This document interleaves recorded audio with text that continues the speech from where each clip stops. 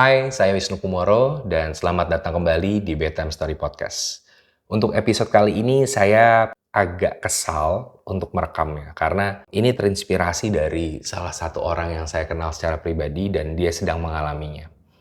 Dan itu saya tuangkan ke dalam sebuah konten yang juga sudah saya share di sosial media dan saya akan bacakan sedikit mengenai isinya. Mungkin meninggalkannya kamu patah hati, tapi jangan sampai juga patah gigi. Kalau dia sampai memukulmu, dia nggak benar-benar cinta kamu.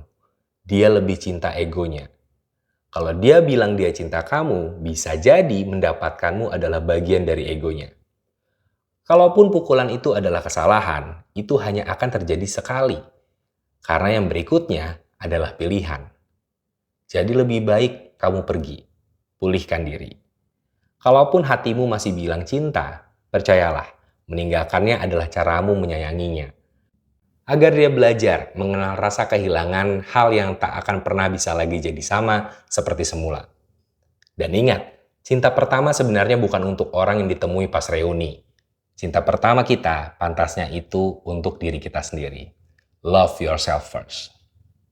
Kurang lebih seperti itu konten yang saya buat di sosial media saya dan itu terinspirasi dari salah satu orang dekat di hidup saya dan saya menyayangkan sekali kejadian itu ada di mana KDRT terjadi, di mana kekerasan dalam sebuah hubungan terjadi. Saya menyayangkan sekali, tapi kalau memang sudah terjadi, saya mohon untuk yang menjadi korban segera tinggalkan hubungan itu untuk satu alasan.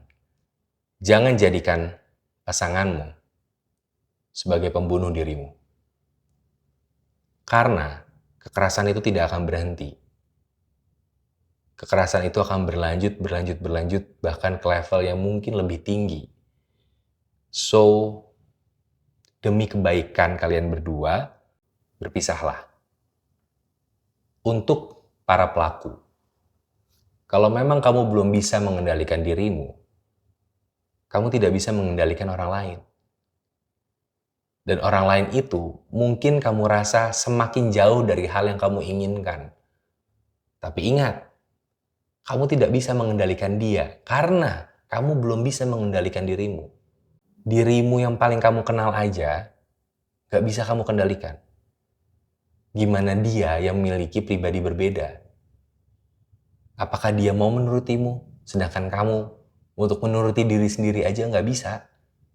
Jadi ada yang namanya belum siap. Dan itu tidak berpengaruh terhadap umur, tidak berpengaruh terhadap tingkat pendidikan. Percaya atau enggak, tidak berpengaruh. Karena kematangan emosional itu berbeda-beda untuk tiap orang. Saya menyebutnya, dalam hidup kita menari dalam tempo yang berbeda-beda. Temukan orang yang menari dengan tempo yang mirip denganmu, agar kita bisa beriringan. Kita akan sangat bersyukur kalau ternyata tempo menari kita sama. Maka akan menjadi sebuah perpaduan yang indah.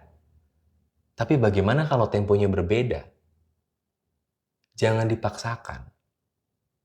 Apalagi sampai dipukul agar sama. Kamu bukan hanya menghancurkan temponya, kamu menghancurkan seluruh harmoninya. Dan itu bukan cinta, itu ego. Dan saya tahu ketika saya bikin podcast ini, mungkin terdengar sisi emosional yang tinggi. Ya, saya marah ketika merekam ini. Karena hal ini bisa dihindari, hal ini bisa dicegah. Apapun alasan kita memukul atau memberikan kekerasan terhadap orang yang kita pilih untuk menjadi pasangan, entah hilaf, bisa jadi memang benar-benar hilaf, memang tidak diniatkan, tidak disengaja. Tapi percayalah, itu mungkin hanya akan terjadi sekali. Tapi kalau berkali-kali, itu sudah pilihan. Dan kalau sudah terjadi sekali, introspeksi. Dan harus ada yang pergi. Kalau memang hal itu sudah tidak terkendali.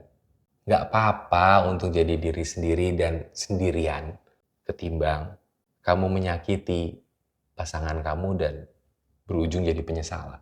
Karena ketika saya merekam podcast ini juga sedang ramai kasus seseorang yang melakukan kekerasan terhadap pasangannya sampai pasangannya kehilangan nyawa.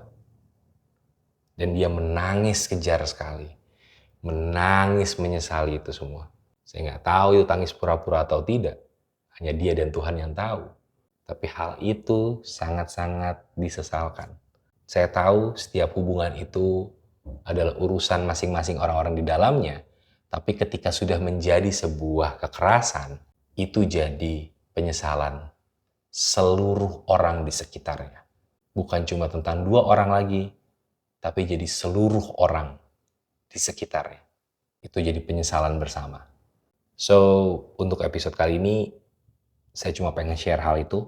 Semoga kita semua sehat-sehat, semoga hubungan kita baik-baik, dan semoga gak ada lagi lah kekerasan dalam hubungan.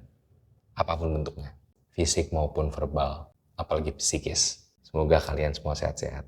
Sampai jumpa di Bedtime Story Podcast berikutnya.